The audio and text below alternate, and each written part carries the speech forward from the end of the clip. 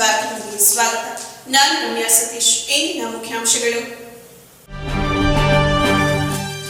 ಅಭಿವೃದ್ಧಿಯ ಹರಿಕಾರ, ಸಹಕಾರಿ ರತ್ನ, ಹ್ಯಾಟ್ರಿಕ್ ಶಾಸಕ ಡಾಕ್ಟರ್ ಸಿಎನ್ ಬಾಲಕೃಷ್ಣರವರ 57ನೇ ವರ್ಷದ ಹುಟ್ಟುಹಬ್ಬ. ಪಟ್ಟಣ ಸೇರಿ ತಾಲೂಕಿನೆಲ್ಲೆಡೆಯಿಂದ ಹರಿದು ಬಂದ ಅಭಿಮಾನಿಗಳು, ಕಾರ್ಯಕರ್ತರು ಕೇಕ್ ಕತ್ತರಿಸಿ ಹೂಗುಚ್ಛ ನೀಡಿ ಸನ್ಮಾನಿಸಿ ಶುಭ ಕೋರಿಕೆ. ಸಂವಿಧಾನ ಜ್ಞಾನ ಅಗತ್ಯತೆ ಕುರಿತು ಪ್ರತಿ ವರ್ಷ ಕರ್ನಾಟಕ ದಲಿತ ಸಮನ್ವಯ ಸಮಿತಿಯಿಂದ ನಡೆಸುತ್ತಿರುವ 3ನೇ ವರ್ಷದ ಸಂವಿಧಾನ ಮತ್ತು ಸಾಮಾನ್ಯ ಜ್ಞಾನ ಕುರಿತು ಸ್ಪರ್ಧಾತ್ಮಕ ಪರೀಕ್ಷೆ. ಡಾಕ್ಟರ್ ಬಿಆರ್ ಅಂಬೇಡ್ಕರ್ ಭವನದಲ್ಲಿ ಶಾಸಕ ಬಾಲಕೃಷ್ಣರಿಂದ ಚಾಲನೆ, ವಿದ್ಯಾರ್ಥಿಗಳಿಗೆ ಶುಭ ಕೋರಿಕೆ. ಹಾಗೂ ಸಹಕಾರಿ ಕ್ಷೇತ್ರದಿಂದ ಮಾತ್ರ ರೈತರು ಉಳಿಯಲು ಸಾಧ್ಯ ಎಂದ ಶಾಸಕ ಬಾಲಕೃಷ್ಣ. ತಾಲೂಕಿನ ಹಾರೋಸೋಮನಹಳ್ಳಿಯಲ್ಲಿ ಪಿಎಸ್ಸಿಸಿಎಸ್ನಿಂದ ನೀಡಲಾದ ಸಾಲದ ಚೆಕ್ ವಿತರಿಸಿ ಹೇಳಿಕೆ. ಹೊಸದಾಗಿ 32 ರೈತರಿಗೆ ಸಾಲ ವಿತರಣೆ.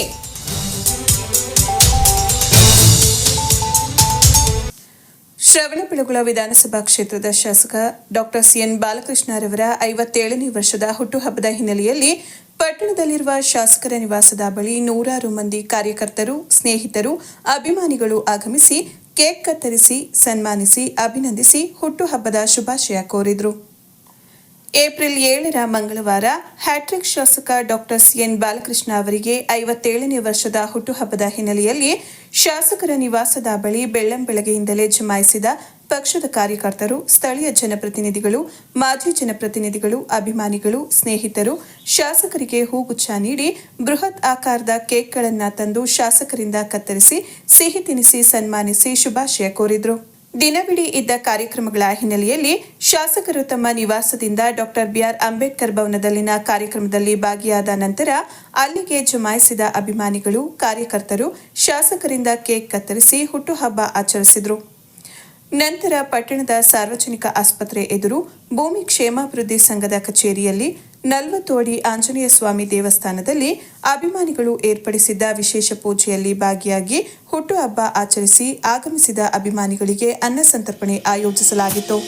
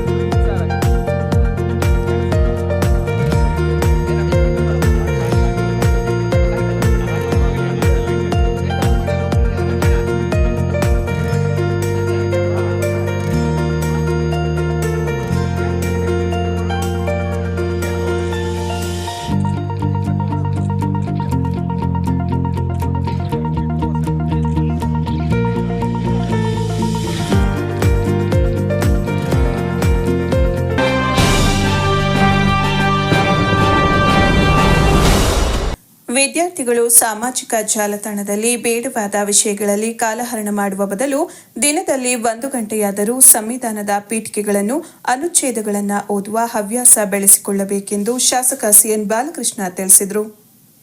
ಪಟ್ಟಣದ ಡಾಕ್ಟರ್ ಬಿಆರ್ ಅಂಬೇಡ್ಕರ್ ಭವನದಲ್ಲಿ ಕರ್ನಾಟಕ ದಲಿತ ಸಮನ್ವಯ ಸಮಿತಿ, ಮನುಜಮತ ಮತ್ತು ಡಾಕ್ಟರ್ ಸಿಎನ್ ಬಾಲಕೃಷ್ಣ ಜ್ಞಾನ ವಿಕಾಸ ಸಾಂಸ್ಕೃತಿಕ ವೇದಿಕೆಯಡಿ ನಡೆದ 3ನೇ ವರ್ಷದ ಸಂವಿಧಾನ ಮತ್ತು ಸಾಮಾನ್ಯ ಜ್ಞಾನ ಕುರಿತಂತೆ ಆಯೋಜಿಸಲಾಗಿದ್ದ ಸ್ಪರ್ಧಾತ್ಮಕ ಪರೀಕ್ಷೆಗೆ ಚಾಲನೆ ನೀಡಿ ಮಾತನಾಡಿದ ಅವರು, ವಿದ್ಯಾರ್ಥಿ ಹಂತದಲ್ಲೇ ಸಂವಿಧಾನ ಓದುವುದನ್ನು ರೂಢಿಸಿಕೊಂಡರೆ ಅಪಾರ ಜ್ಞಾನ ಲಭಿಸುತ್ತದೆ. ನೀವೆಷ್ಟು ಸಂವಿಧಾನ ತಿಳಿದಿದ್ದೀರಾ ಎಂಬುದಾಗಿ ಇಂದು 1 ಗಂಟೆಯ ಸ್ಪರ್ಧಾತ್ಮಕ ಪರೀಕ್ಷೆ ಆಯೋಜಿಸಲಾಗಿದೆ ಎಂದರು. ಪ್ರತಿಯೊಬ್ಬರಿಗೂ ಸಾಮಾನ್ಯ ಜ್ಞಾನ ಮುಖ್ಯ. ದೇಶದ ಭೌಗೋಳಿಕ, ರಾಜಕೀಯ, ಸಂಸ್ಕೃತಿಯ ಕುರಿತಾಗಿ ಜ್ಞಾನ ಇರಬೇಕು. ವಿದ್ಯಾರ್ಥಿಗಳು ಪ್ರತಿದಿನ 1 ನ್ಯೂಸ್ ಪೇಪರ್ ಓದುವ ಹವ್ಯಾಸ ಬೆಳೆಸಿಕೊಳ್ಳಬೇಕು. ಪ್ರತಿ ವಿಷಯದ ಬಗ್ಗೆ ಮಾಹಿತಿ ಇರುವ ಪತ್ರಿಕೆಯನ್ನು ಓದುವುದರಿಂದ ಜ್ಞಾನ ವಿಕಸನ ಸಾಧ್ಯ. ಪ್ರಪಂಚದ ಹಲವು ದೇಶಗಳ ಆರ್ಥಿಕತೆ ನೆಲಕಚ್ಚುತ್ತಿರುವ ದಿನಗಳಲ್ಲಿಯೂ ನಮ್ಮ ದೇಶದ ಆರ್ಥಿಕತೆ ಸುಭದ್ರವಾಗಿದೆ ಎಂದರೆ ನಮ್ಮ ದೇಶದ ಸಂವಿಧಾನದಡಿಯಲ್ಲಿರುವ ಕಾನೂನು ತಿದ್ದುಪಡಿಗಳು ಕಾರಣವಾಗಿವೆ ಎಂದರು. ಮಧ್ಯಪ್ರಾಚ್ಯದಲ್ಲಿ ನಡೆಯುತ್ತಿರುವ ಬೆಳವಣಿಗೆಗಳ ನಡುವೆ ದೇಶ ಬುದ್ಧಿವಂತಿಕೆಯ ಹೆಜ್ಜೆ ಇಡುತ್ತಿದೆ. ಇದು ನಮ್ಮೆಲ್ಲರಿಗೂ ಹೆಮ್ಮೆ ತರುವಂಥದ್ದು. ಕೇಂದ್ರ ಸರ್ಕಾರದ ಬೆಂಬಲಕ್ಕೆ ರಾಜ್ಯ ಸರ್ಕಾರಗಳು ನಿಲ್ಲಬೇಕು.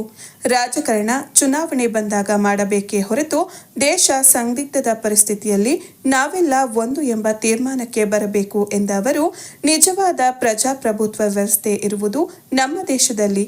ಇದಕ್ಕೆ ಬಹುಮುಖ್ಯ ಕಾರಣ ಭಾರತ ರತ್ನ ಡಾಕ್ಟರ್ ಬಿಆರ್ ಅಂಬೇಡ್ಕರ್ ನೀಡಿದ ಸಂವಿಧಾನ ಕಾರಣವೆಂದರು. ನನಗೆ ತಿಳಿದಿರೋರಿಗೆ ನಮ್ಮ ಮಂಜು ನೌಕರ ಸಂಘದ ಅಧ್ಯಕ್ಷರು ಪವನ ಮೂರ್ತಿ ಅಲ್ಲಿದ್ದಾರೆ. ಇಡೀ ಕರ್ನಾಟಕ ರಾಜ್ಯದಲ್ಲಿ ಯಾವುದಾದ್ರೂ ಒಂದು ತಾಲೂಕಿನಲ್ಲಿ ಸಂವಿಧಾನದ ಬಗ್ಗೆ ಸಾಮಾನ್ಯ ಜ್ಞಾನ ಕುರಿತಂತ ಸ್ಪರ್ಧಾ ಪರೀಕ್ಷೆಯನ್ನು ಏರ್ಪಡಿಸಿರ್ತಕ್ಕಂಥ ಒಂದು ವೇದಿಕೆ ಯಾವ್ದಾರ ಇದ್ರೆ ಅದು ನಮ್ಮ ಗೋವಿಂದರಾಜ್ ಅವರ ನೇತೃತ್ವದ ಸ್ವಾಭಾವಿಕ ವೇದಿಕೆ ಅಂತ ನಾನು ಭಾವಿಸ್ತೇನೆ. ಇವತ್ತು ಇದು 3ನೇ ವರ್ಷದ ಒಂದು ಕಾರ್ಯಕ್ರಮ. ಜೊತೆಗೆ ನಾವು ಹುಟ್ಟಿದ ದಿನದನೇ ಇವರು ಆಯೋಜನೆ ಮಾಡಿರ್ತಕ್ಕಂಥದ್ದು ಸ್ವಾಗತಾರ್ಹವಾದಂಥ ವಿಚಾರ. ನಾನು ಕೂಡ ಹಿಂದೆ ನನ್ನ ಹೆಸರಿನಲ್ಲಿ ಜನವಿಕಾಸ ವೇದಿಕೆನ ಪ್ರಾರಂಭ ಮಾಡಿದಾಗ ಇವ್ರು ಏನು ಮಾಡ್ತಾರಪ್ಪ ಅಂತ ಅಂದ್ಕೊಂಡಿದ್ದೆ. ನಿಜವಾಗ್ಲೂ ಕೂಡ ಶ್ಲಾಘನೀಯವಾದಂಥ ಕೆಲಸವನ್ನ ಮಾಡ್ತಾ ಇದ್ದಾರೆ. ಅದಕ್ಕೆ ಅಭಿನಂದನೆಗಳನ್ನು ಕೂಡ ಸಲ್ಲಿಸಲಿಕ್ಕೆ ಬಯಸ್ತೇನೆ. ಇವತ್ತು ಬಾಬಾ ಸಾಹೇಬರ ಫೋಟೋಕ್ಕೆ ಪುಷ್ಪಾರ್ಚನೆ ಮಾಡೋದ್ರ ಮೂಲಕ, ಕುವೆಂಪುರವರ ಫೋಟೋಕ್ಕೆ ಪುಷ್ಪಾರ್ಚನೆ ಮಾಡೋದ್ರ ಮೂಲಕ ಈ ಕಾರ್ಯಕ್ರಮಕ್ಕೆ ಚಾಲನೆಯನ್ನ ನೀಡಿದ್ದೇವೆ. ಜನವಿಕಾಸ ವೇದಿಕೆ ಜನಪರವಾದಂಥ, ಜನರಿಗೆ ಸಂವಿಧಾನದ ಬಗ್ಗೆ ಪೂರ್ಣ ಜಾಗೃತಿ ಮೂಡಿಸುವಂಥ, ನಾವು ಮನುಷ್ಯರಾಗಿ ಯಾವ ರೀತಿ ಸಾಮಾನ್ಯ ಜ್ಞಾನವನ್ನು ಹೊಂದಬೇಕು ಅನ್ನೋದ್ರ ಬಗ್ಗೆ ಇವತ್ತು ನಮ್ಮ ಭವಿಷ್ಯದ ವಿದ್ಯಾರ್ಥಿಗಳಿಗೆ ಸ್ಪರ್ಧಾ ಪರೀಕ್ಷೆಯನ್ನು ಏರ್ಪಾಡು ಮಾಡಿದ್ದಾರೆ. ಅದು ಸ್ವಾಗತಾರ್ಹವಾದಂಥ ವಿಚಾರ ಅಂತ ನಾನು ಈ ಸಂದರ್ಭದಲ್ಲಿ ಹೇಳ್ತಾ, ನಮ್ಮ ದೇಶಕ್ಕೆ ಬಾಬಾ ಸಾಹೇಬ್ ಅಂಬೇಡ್ಕರ್ ಅವರು ಲಿಖಿತ ಸಂವಿಧಾನವನ್ನು ನೀಡಿದ್ದಾರೆ. ಬಹುಶಃ ಇಡೀ ಪ್ರಪಂಚದಲ್ಲಿ ಇನ್ನು 850 ಕೋಟಿ ಜನಸಂಖ್ಯೆ ಇದೆ. ನಮ್ಮ ದೇಶದಲ್ಲಿ 140 ಕೋಟಿ ಜನಸಂಖ್ಯೆ ಇದೆ. ದೊಡ್ಡ ಪ್ರಜಾಸತ್ತಾತ್ಮಕವಾದಂಥ ರಾಷ್ಟ್ರ ಗಟ್ಟಿತನದ ಮೇಲೆ ಇವತ್ತು ವೈಜ್ಞಾನಿಕವಾಗಿ, ಸಾಮಾಜಿಕವಾಗಿ, ಶೈಕ್ಷಣಿಕವಾಗಿ, ಆರ್ಥಿಕವಾಗಿ ಸದೃಢವಾಗಿದೆ ಅಂದರೆ ಅದು ಬಾಬಾ ಸಾಹೇಬ್ ಅಂಬೇಡ್ಕರ್ ಕೊಟ್ಟಂಥ ಸಂವಿಧಾನದ ಶಕ್ತಿ ಅಂತಕ್ಕಂಥದ್ದನ್ನ ಹೆಮ್ಮೆಯಿಂದ, ಸಂತೋಷದಿಂದ ಹೇಳಲಿಕ್ಕೆ ಬಯಸ್ತೇನೆ. ನಾವು ವಿಧಾನಸಭೆ ಆಗಲಿ, ನಮ್ಮ ವಿಧಾನ ಪರಿಷತ್ ಆಗಿರ್ಬೋದು. ಪ್ರಾಸ್ತಾವಿಕವಾಗಿ ಮಾತನಾಡಿದ ಕನ್ನಡ ಸಾಹಿತ್ಯ ಪರಿಷತ್ನ ತಾಲೂಕು ಅಧ್ಯಕ್ಷ ಹಡೇನಹಳ್ಳಿ ಲೋಕೇಶ್, ವಿದ್ಯಾರ್ಥಿಗಳು ಕೇವಲ ಪರೀಕ್ಷೆಗಾಗಿ ಸಂವಿಧಾನವನ್ನು ಓದುವುದಲ್ಲ, ಬದುಕಿನಲ್ಲಿ ಉತ್ತಮ ನ್ಯಾಯಯುತ ಜೀವನಕ್ಕೆ ಸಂವಿಧಾನದ ಅರಿವು ಅಗತ್ಯ. ಸಂವಿಧಾನದಲ್ಲಿ ಬರುವ ಹಕ್ಕು ಮತ್ತು ಕರ್ತವ್ಯಗಳನ್ನು ದೇಶದ ಪ್ರತಿ ಪ್ರಜೆಯೂ ತಿಳಿಯಬೇಕು. ಅಂಬೇಡ್ಕರ್ ಅವರು ನೀಡಿದ ಸಂವಿಧಾನ ಸಮಾಜದ ಎಲ್ಲ ಜನರಿಗೂ ಸಮಾನ ಹಕ್ಕು ಕಲ್ಪಿಸಿದೆ. ಮಕ್ಕಳ ಜ್ಞಾನಾರ್ಜನೆಗೆ ಪ್ರತಿ ವರ್ಷ ಆಯೋಜಿಸುತ್ತಿರುವ ಪರೀಕ್ಷೆ ನಿರಂತರವಾಗಿ ನಡೆಯಲಿ. ಇದಕ್ಕೆ ನಮ್ಮ ಸಹಕಾರ ಎಂದಿಗೂ ಇರುತ್ತದೆ ಎಂದರು. ನಿಮಗೆಲ್ಲ ಗೊತ್ತಿದೆ, ಸಂವಿಧಾನದಲ್ಲಿ ಹಕ್ಕು ಮತ್ತು ಕರ್ತವ್ಯಗಳು ಮತ್ತು ಪರಿಚೇತನೆಗಳನ್ನ ತಾವೆಲ್ಲರೂ ಕೂಡ ಓದಬೇಕು, ತಿಳಿಬೇಕಾಗ್ತದೆ.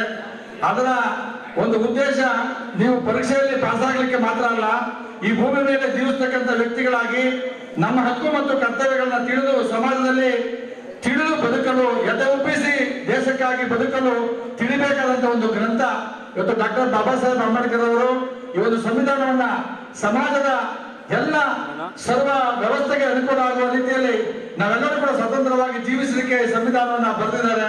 ಇದನ್ನ ಗೌರವಿಸತಕ್ಕಂಥ ನಮ್ಮೆಲ್ಲರ ಆದ್ಯ ಕರ್ತವ್ಯ. ಇದನ್ನ ಮತ್ತೆ ಸಮಾಜಕ್ಕೆ ತರುವಂತದ್ರಲ್ಲಿ ಗೋವಿಂದರಾಜ್ ಅವರ ಪಾತ್ರ ಮತ್ತು ಅವರ ಸಂಘಟಕರ ಪಾತ್ರ ಬಹಳ ಇದೆ. ಸರ್ವ ಜನಾಂಗದ ಶಾಂತಿಯ ತೋಟ ಎನ್ನುವ ಒಂದು ನಾಣ್ಣುಡಿಯಂತೆ ಈ ಒಂದು ಕಾರ್ಯಕ್ರಮವನ್ನ ಪ್ರತಿ ವರ್ಷ ನಡೆಸ್ತಾ ಇದ್ದಾರೆ. ಈ ಕಾರ್ಯಕ್ರಮವನ್ನ ಎಲ್ಲರೂ ಕೂಡ ಅಚ್ಚುಕಟ್ಟಾಗಿ ಯಶಸ್ವಿಯಾಗಿ ನಡೆಸಕ್ಕೆ ಸಹಕರಿಸಿದಿರಿ. ವಿದ್ಯಾರ್ಥಿಗಳ ಹಾಜರಿದ್ದೀರಿ. ದಯಮಾಡಿ ಈ ಪರೀಕ್ಷೆಯಲ್ಲಿ ಎಲ್ಲರೂ ಕೂಡ ಬರೆದು ಉತ್ತೀರ್ಣರಾಗಿ ಇದ್ರ ಜೊತೆಗೆ ಅಂಕಗಳಿಗೆ ಮಾತ್ರವಲ್ಲ, ಭೂಮಿಯಲ್ಲಿ ಜೀವಿಸಲಿಕ್ಕೆ ನಿಮ್ಮ ಹಕ್ಕು ಮತ್ತು ಕರ್ತವ್ಯ ತಿಳಿಲಿಕ್ಕೆ ಸಮಗ್ರವಾಗಿ ನೀವೆಲ್ಲರೂ ಕೂಡ ವಿದ್ಯಾಭ್ಯಾಸವನ್ನ ಮಾಡಿ ಅಂತ ಹೇಳಿ ಈ ಸಂದರ್ಭದಲ್ಲಿ ಹೆಚ್ಚು ಮಾತಾಡಲಿಕ್ಕೆ ಅವಕಾಶ ಇಲ್ಲ. ಶಾಸಕರು ಕಾರ್ಯಕ್ರಮದಲ್ಲಿ ಭಾಗವಹಿಸಿದ ಡಿವೈಎಸ್ಪಿ ಎನ್ ಕುಮಾರ್ ಮಾತನಾಡಿ, ಸಂವಿಧಾನದ ಕುರಿತಾಗಿ ಜ್ಞಾನ ಕೊಡುವ ಕೆಲಸ ಮಾಡುತ್ತಿರುವ ಸಂಘಟನೆಯ ಕಾರ್ಯವೈಖರಿ ಮಾದರಿಯಾದದ್ದು. ಸ್ಪರ್ಧಾತ್ಮಕ ಪರೀಕ್ಷೆಗಳನ್ನು ಎದುರಿಸುವ ವಿದ್ಯಾರ್ಥಿಗಳಿಗೆ ಇಂತಹ ಪರೀಕ್ಷೆಗಳು ಪೂರಕವಾಗಿದೆ. ಪ್ರತಿ ಸ್ಪರ್ಧಾತ್ಮಕ ಪರೀಕ್ಷೆಗಳಲ್ಲಿ 10% ಪ್ರಶ್ನೆಗಳು ಸಂವಿಧಾನ ಕುರಿತಾಗಿ ಇರುತ್ತದೆ. ಆದ್ದರಿಂದ ಪ್ರತಿ ಮಕ್ಕಳು ಸಂವಿಧಾನ ತಿಳಿಯುವುದು ಮುಖ್ಯ ಎಂದರು. ಸೊ ಅದಕ್ಕೆ ನೀವು ಸರಿಯಾಗಿ ಪ್ರಿಪೇರ್ ಆಗಬೇಕಾಗ್ತದೆ. ಸೊ ಪ್ರತಿಯೊಂದು ಕಾಂಪಿಟೇಟಿವ್ ಎಕ್ಸಾಮಲ್ಲೂ ತಹಸೀಲ್ದಾರ್ ಹೇಳಿದಾಗೆ ಎಲ್ಲ ಸಬ್ಜೆಕ್ಟ್ಗಳಲ್ಲೂ ಇರುತ್ತೆ. ಅದರಲ್ಲಿ ಪ್ರಮುಖವಾಗಿ ಸಂವಿಧಾನವನ್ನು ಇನ್ಕ್ಲೂಡ್ ಮಾಡಿ. ಪ್ರತಿಯೊಂದು ಕಾಂಪಿಟೇಟಿವ್ ಎಕ್ಸಾಮ್ನಲ್ಲಿ ಕಡಿಮೆ ಅಂದರೆ 10% ಸಂವಿಧಾನಕ್ಕೆ ಸಂಬಂಧಪಟ್ಟಂತಹ ಕ್ವಶನ್ಸ್ಗಳು ಬಂದೇ ಬರುತ್ತೆ. ಅದರಲ್ಲಿ ಅನುಮಾನನೇ ಇಲ್ಲ. ಸೊ ಹಾಗಾಗಿ ನೀವೆಲ್ಲರೂ ಕಾಂಪಿಟೇಟಿವ್ ಎಕ್ಸಾಮ್ಸ್ಗಳ ಆಕಾಂಕ್ಷಿಗಳಾಗಿರೋದ್ರಿಂದ ಸಂವಿಧಾನವನ್ನ ಕಂಪಲ್ಸರಿ ಚೆನ್ನಾಗಿ ತಿಳ್ಕೊಂಡಿದ್ರೆ ನಿಮ್ಮ ಎಲ್ಲ ಕಾಂಪಿಟೇಟಿವ್ ಎಕ್ಸಾಮ್ಸ್ಗಳು ಸುಲಭವಾಗಿ ನಿಮಗೆ ಅಟೆಂಡ್ ಮಾಡಲಿಕ್ಕೆ. ಕಾರ್ಯಕ್ರಮದ ಉಸ್ತುವಾರಿಯನ್ನು ಕರ್ನಾಟಕ ದಲಿತ ಸಮನ್ವಯ ಸಮಿತಿ ಜಿಲ್ಲಾ ಸಂಚಾಲಕ ದಿಂಡುಗೂರು ಗೋವಿಂದರಾಜ್ ವಹಿಸಿದರು. Tahsildar GS Shankarappa, BO HN Deepa, TAPCMS ಅಧ್ಯಕ್ಷ ಎಚ್ಆರ್ ವೆಂಕಟೇಶ್ ಮೂರ್ತಿ, ದಿಂಡುಗೂರು ಶಿವಲಿಂಗೇಗೌಡ, ಯಶೋಧಾ ಜೈನ್, ಕೆರೆಚಿಕ್ಕೇನಹಳ್ಳಿ ಸ್ವಾಮಿ, ಉಪನ್ಯಾಸಕ ರತ್ನಾಕರ್ ಸೇರಿ ದಲಿತ ಸಮನ್ವಯ ಸಮಿತಿಯ ಎಲ್ಲ ಪದಾಧಿಕಾರಿಗಳು ಸದಸ್ಯರು ಇದ್ದರು. ನಮ್ಮ ಕರ್ತವ್ಯ ಏನು ಅನ್ನೋದ್ರ ಬಗ್ಗೆ ಅದರಲ್ಲಿ ತಿಳಿಸ್ಕೊಡ್ತಾರೆ. ಜೊತೆಗೆ ಇನ್ನೊಂದು ಮಾತನ್ನ ನಾನು ಹೇಳಬೇಕು. ಸರ್ಕಾರಿ ಕೆಲಸ ಸಿಕ್ಕಿದ ಮೇಲೂ ಸಹ ನಮಗೆ ಡಿಪಾರ್ಟ್ಮೆಂಟ್ ಎಕ್ಸಾಮಲ್ಲಿ ಒಂದು ಪೇಪರು ಭಾರತದ ಸಂವಿಧಾನದ ಬಗ್ಗೆ ಇರುತ್ತೆ. ಅದು ಪಾಸ್ ಆಗಲೇಬೇಕು ಕಂಪಲ್ಸರಿ. ನಾವೆಲ್ಲರೂ ಸಹ ಅದನ್ನು, ಪ್ರತಿಯೊಬ್ಬ ನೌಕರರು ಸಹ ಅದನ್ನು ಓದಲೇಬೇಕು, ಎಕ್ಸಾಮ್ ಬರೆದು ಪಾಸ್ ಆಗಬೇಕು. ಹಾಗಾಗಿ ನಿಮಗೆ ನಿಜವಾಗ್ಲೂ ಮುಂದಿನ ಒಂದು ಏನು ನಿಮ್ಮ ಭವಿಷ್ಯ ಇದೆ ಅದಕ್ಕೆ ಹೆಚ್ಚು ಇದು ಸಹಕಾರಿಯಾಗುತ್ತೆ. ಆ ಕೆಲಸವನ್ನು ನಮ್ಮ ಗೋವಿಂದರಾಜು ಅವರು ಸಂವಿಧಾನ ಪ್ರತಿ ವರ್ಷವೂ ಸಹ ನಾನು ನೋಡಿದಾಗೆ 3 ವರ್ಷಗಳಿಂದ ಈ ಕೆಲಸವನ್ನು ಮಾಡ್ತಾ ಬಂದಿದ್ದಾರೆ. ನಿಮ್ಗೆಲ್ಲರಿಗೂ ಸಹ ಸಂವಿಧಾನದ ಬಗ್ಗೆ ಈಗಲೇ ಆರ್ಟಿಕಲ್ಸ್ ಬಗ್ಗೆ ಎಲ್ಲ ತಿಳ್ಕೊಳ್ಳೋದ್ರಿಂದ ಇದು ಸ್ಪರ್ಧೆ ಅನ್ನೋದು ಬೇರೆ ಸೆಕೆಂಡರಿ. ಯಾರು ಅತಿ ಹೆಚ್ಚು ಅಂಕ ಪಡ್ಕೊತಾರೆ ಅವ್ರಿಗೆ ಕೊಡ್ತಾರೆ ಅಷ್ಟೇ ಬಹುಮಾನನ. ಆದರೆ ಇದು ಪ್ರತಿಯೊಬ್ಬರು ತಿಳ್ಕೋಬೇಕಾಗಿರೋದ್ರಿಂದ ಇದು ಸಹಕಾರಿಯಾಗುತ್ತೆ. ನೀವು ಅದಕ್ಕೋಸ್ಕರ ನೀವು ಬರೀ ಓದಿ ಅಂದರೆ ಓದಕ್ಕೆ ಹೋಗಲ್ಲ. ಈಗ ನಾವು ನೋಡ್ತಾ ಇದ್ದೀವಿ, ನೀವು ಯಾರು ಸಹ ನ್ಯೂಸ್ ಪೇಪರ್ ಓದ್ತಾ ಇಲ್ಲ ಮತ್ತು ಬುಕ್ಸ್ಗಳನ್ನ ಓದ್ತಾ ಇಲ್ಲ. ನಿಮಗೆ ನಾಲೆಡ್ಜು ಮೊಬೈಲಿಂದ ಬರಲ್ಲ. ಖಂಡಿತವಾಗ್ಲೂ ನೀವು ಅರ್ಥ ಮಾಡ್ಕೊಳ್ಳಿ. ಒಂದು ಸಲ ಒಂದು ಬುಕ್ಕನ್ನು ಓದಿದರೆ ಆ ನಾಲೆಡ್ಜು ನಮ್ಮ ಮೆಮೊರಿನಲ್ಲಿ ತುಂಬ ದಿನ ಉಳ್ಕೊಳ್ಳುತ್ತೆ. ನೀವೇನು ಮಾಡ್ತೀರ ಅಂದರೆ ನಿಮಗೆ ಪೇಷನ್ಸ್.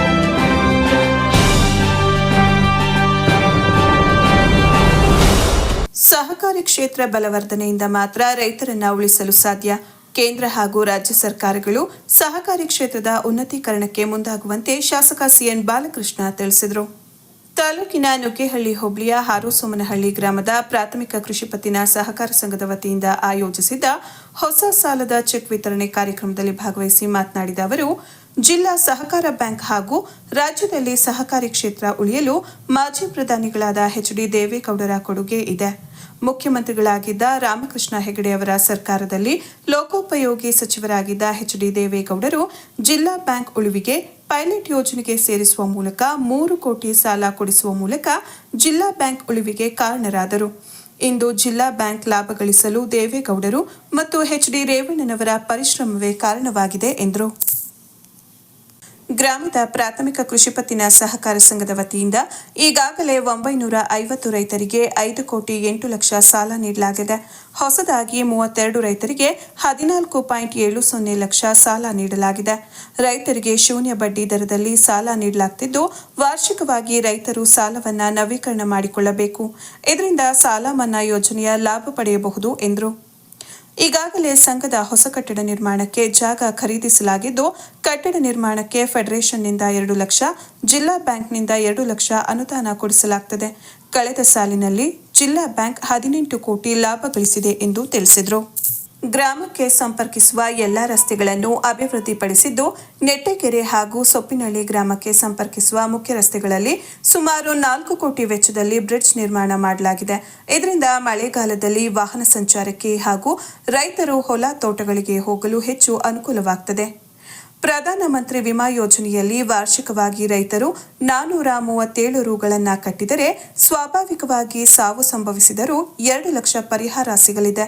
ಜೊತೆಗೆ 18 ರಿಂದ 70 ವರ್ಷದೊಳಗಿನವರು ವಾರ್ಷಿಕವಾಗಿ 20 ರು ಪಾವತಿಸಿದರೆ ಅಪಘಾತದಲ್ಲಿ ಮೃತಪಟ್ಟರೆ 2 ಲಕ್ಷ ಪರಿಹಾರ ಸಿಗಲಿದೆ.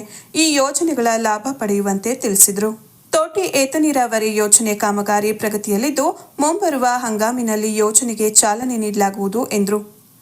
ಕಾರ್ಯಕ್ರಮದಲ್ಲಿ ಕೃಷಿ ಪತ್ತಿನ ಸಹಕಾರ ಸಂಘದ ಅಧ್ಯಕ್ಷ ಎಚ್.ಎಸ್. ಧರ್ಮರಾಜ್, ಉಪಾಧ್ಯಕ್ಷ ನಂಜೇಗೌಡ ಎಸ್, ಎಪಿಎಂಸಿ ಮಾಜಿ ಅಧ್ಯಕ್ಷ ಕುರುವಂಕ ಶಿವಸ್ವಾಮಿ, ತಾಲೂಕು ಎಚ್ಡಿಸಿ ಬ್ಯಾಂಕ್ ಮೇಲ್ವಿಚಾರಕ ಎಸ್ಆರ್ ಮಧು, ನಿರ್ದೇಶಕರುಗಳಾದ ಶಿವಲಿಂಗೇಗೌಡ, ಎಚ್ಎಂ ನಂಜೇಗೌಡ, ಹರುವೇಗೌಡ, ನಾಗರಾಜ್, ಸೌಭಾಗ್ಯಮ್ಮ, ಬಸವರಾಜ್, ಗಾಯತ್ರಿ, ಹೊನ್ನೇಗೌಡ, ಲೋಕೇಶ್, ಸಿಒ ಮಧು, ಮುಖಂಡರಾದ ತಾವರೆಕೆರೆ ಮಧು, ಜಯಕುಮಾರ್, ಹುಲಿಕೆರೆ ಸಂಪತ್ ಕುಮಾರ್, ಜಯರಾಮ್ ಸೇರಿದಂತೆ ಇತರರು ಹಾಜರಿದ್ದರು. ವಾರ್ಷಿಕವಾಗಿ 437 ರೂಪಾಯಿ ವಿಮಾ ಕಂತನ್ನು ಕಟ್ಟಿದರೆ ಸ್ವಾಭಾವಿಕವಾಗಿ ಸಾವಾದರೂ ಕೂಡ 2 ಲಕ್ಷ ರೂಪಾಯಿ ವಿಮೆ ಬರ್ತದೆ. ಅದೇ ರೀತಿ 18 ವಯೋಮಿತಿಯಿಂದ 70 ವಯೋಮಿತಿಯವರೆಗೆ ಒಂದು ವರ್ಷಕ್ಕೆ 20 ರೂಪಾಯಿ ಕಟ್ಟಿದರೆ ಆಕ್ಸಿಡೆಂಟ್ ಆಗಿ ಏನಾದರೂ ಒಬ್ಬ ರೈತರುಗಳು ಸತ್ತರೆ ಅದು ಕೂಡ 2 ಲಕ್ಷ ರೂಪಾಯಿ ಬರ್ತಕ್ಕಂಥ ಒಂದು ಯೋಜನೆ ಇದೆ. ಅದನ್ನು ನೀವು ವಿಮಾ ಕಂತನ್ನು ಪಾವತಿ ಮಾಡಿ ಸದುಪಯೋಗವನ್ನು ಮಾಡ್ಕೋಬೇಕು. ಇನ್ನು ನಮ್ಮ ಜಿಲ್ಲಾ ಬ್ಯಾಂಕಿಂದನೇ ನಾವು ನೇರವಾಗಿ ಕಟ್ಕೋತೀವಿ. ಏನಾರ ರೈತ ಅಕಾಲಿಕವಾಗಿ ಆಕ್ಸಿಡೆಂಟ್ಗೆ ಆಗಿ ಸಾವು ತಪ್ಪಿದರೆ ಈ ಸಾಲ 50,000 ಪಡೆದಿದ್ದಾರೆ, 50,000 ಡಿಡಕ್ಟ್ ಮಾಡ್ಕೊಂಡು ಇನ್ನು 50,000 ರೂಪಾಯಿ ಕೊಡ್ತಕ್ಕಂಥ ವಿಮಾ ಪಾಲಿಸಿಯನ್ನು ಕೂಡ ಅದನ್ನು ನಾವು ನೇರವಾಗಿ ಅನುಕೂಲವನ್ನು ಮಾಡ್ತಾ ಇದ್ದೀವಿ ಅಂತಕ್ಕಂಥದ್ದನ್ನು ಕೂಡ ನಾನು ಈ ಸಂದರ್ಭದಲ್ಲಿ ಹೇಳಿ, ಇವತ್ತೆಲ್ಲ ಕಾರ್ಯಕ್ರಮಕ್ಕೆ ಸಕಾಲಕ್ಕೆ ಬಂದಂಥ ಸಂದರ್ಭದಲ್ಲಿ ಆ ಬ್ರಿಡ್ಜ್ ಹತ್ರ ನಮ್ಮನ್ನು ಸ್ವಾಗತಿಸಿ ಗೌರವಿಸಿದ್ದೀರಿ. ಇವತ್ತು ನಮ್ಮ ಈ ಒಂದು ಶುಭ ದಿವಸ ನಿಮ್ಮ ಅರಸುಮನಹಳ್ಳಿ ಮತ್ತು ನೆಟ್ಟೆಕೆರೆಗೆ ಸಂಪರ್ಕಿಸ್ತಕ್ಕಂಥ ಒಂದು ಬ್ರಿಡ್ಜ್ 3 ಕೋಟಿ ರೂಪಾಯಿ ವೆಚ್ಚದಲ್ಲಿ ನಿರ್ಮಾಣ ಆಗಿದೆ.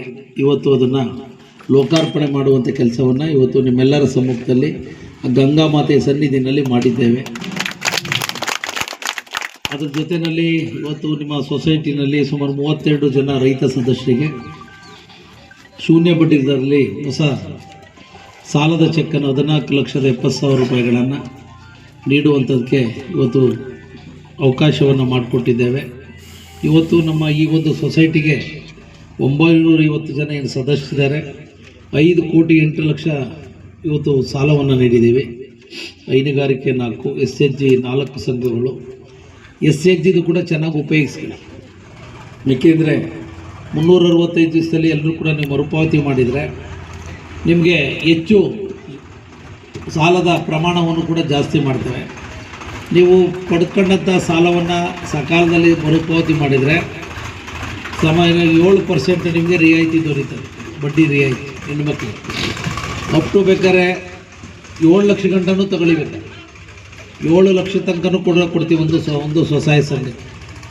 ಒಂದು ಸ್ವಸಹಾಯ ಸಂಘಕ್ಕೆ 7 ಲಕ್ಷ ತನಕ ಕರೆಕ್ಟಾಗಿ ಮರುಪಾವತಿ ಮಾಡಿದಂಥವ್ರು ಅವಕ್ಕೆಲ್ಲ ಸಹಕಾರವನ್ನು ಮಾಡಿಕೊಡ್ತೇವೆ. ಹಿಂದೆಲ್ಲ ನಿಮ್ಮ ಗ್ರಾಮ ಕಲ್ಕೆರೆ ಸೊಸೈಟಿ ವ್ಯಾಪ್ತಿಗೆ ಸೇರಿತ್ತು. ಬಹುಶಃ ನೀವು ಅಲ್ಲಿಯ ಕಲ್ಕೆರೆ ಅಂದ್ರೇ ರಾಜಕೀಯ ಜಾಸ್ತಿ, ನೀವು ಕೂಡ ನನಗೋಗಿದ್ರಿ ಇಲ್ಲಲ್ಲಿ ಅಲ್ಲ. ಅವ್ರು ಕೊನೆಯಲ್ಲಿ ಮತ್ತೊಮ್ಮೆ ಮುಖ್ಯಾಂಶಗಳು. ಅಭಿವೃದ್ಧಿಯ ಹರಿಕಾರ, ಸಹಕಾರಿ ರತ್ನ, ಹ್ಯಾಟ್ರಿಕ್ ಶಾಸಕ ಡಾಕ್ಟರ್ ಸಿಎನ್ ಬಾಲಕೃಷ್ಣರವರ 57ನೇ ವರ್ಷದ ಹುಟ್ಟುಹಬ್ಬ. ಪಟ್ಟಣ ಸೇರಿ ತಾಲೂಕಿನೆಲ್ಲೆಡೆಯಿಂದ ಹರಿದು ಬಂದ ಅಭಿಮಾನಿಗಳು, ಕಾರ್ಯಕರ್ತರು ಕೇಕ್ ಕತ್ತರಿಸಿ ಹೂಗುಚ್ಛ ನೀಡಿ ಸನ್ಮಾನಿಸಿ ಶುಭ ಕೋರಿಕೆ. ಸಂವಿಧಾನ ಜ್ಞಾನ ಅಗತ್ಯತೆ ಕುರಿತು ಪ್ರತಿ ವರ್ಷ ಕರ್ನಾಟಕ ದಲಿತ ಸಮನ್ವಯ ಸಮಿತಿಯಿಂದ ನಡೆಸುತ್ತಿರುವ 3ನೇ ವರ್ಷದ ಸಂವಿಧಾನ ಮತ್ತು ಸಾಮಾನ್ಯ ಜ್ಞಾನ ಕುರಿತು ಸ್ಪರ್ಧಾತ್ಮಕ ಪರೀಕ್ಷೆ ಡಾಕ್ಟರ್ ಬಿಆರ್ ಅಂಬೇಡ್ಕರ್ ಭವನದಲ್ಲಿ ಶಾಸಕ ಬಾಲಕೃಷ್ಣರಿಂದ ಚಾಲನೆ. ವಿದ್ಯಾರ್ಥಿಗಳಿಗೆ ಶುಭ ಕೋರಿಕೆ. ಹಾಗೂ ಸಹಕಾರಿ ಕ್ಷೇತ್ರದಿಂದ ಮಾತ್ರ ರೈತರು ಉಳಿಯಲು ಸಾಧ್ಯ ಎಂದ ಶಾಸಕ ಬಾಲಕೃಷ್ಣ. ತಾಲೂಕಿನ ಹಾರೋಸೋಮನಹಳ್ಳಿಯಲ್ಲಿ ಪಿಎಸ್ಸಿಸಿಎಸ್ನಿಂದ ನೀಡಲಾದ ಸಾಲದ ಚೆಕ್ ವಿತರಿಸಿ ಹೇಳಿಕೆ. ಹೊಸದಾಗಿ 32 ರೈತರಿಗೆ ಸಾಲ ವಿತರಣೆ. ಇದರೊಂದಿಗೆ ವಾರ್ತಾ ಪ್ರಸಾರ ಮುಕ್ತಾಯವಾಯಿತು. ಮತ್ತೆ ನಮ್ಮ ಭೇಟಿ ಮುಂದಿನ ಜಿಪೋಚನ ವಾರ್ತೆಯಲ್ಲಿ. ನಮಸ್ಕಾರ.